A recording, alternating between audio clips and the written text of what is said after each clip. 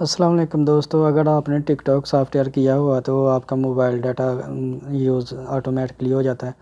تو اس کو بند کرنے کے لیے آپ اپنا موبائل ڈاٹا کیسے سیو کر سکتے ہیں؟ یہاں سے سیٹنگ میں آپ چلے جائیں، اس کے بعد آپ نے ایپس میں چلے جانا ہے۔ ایپس سے میں جا کے اس کا یہ جو ہے ٹک ٹاک والا سافٹ ویئر آپ نے ڈھونڈنا ہے، اس پہ کلک کر دینا ہے۔ اس کے بعد یہاں پہ فورس اسٹاپ کرنا ہو تو کر لیں، نہیں تو کوئی بات نہیں اس کی۔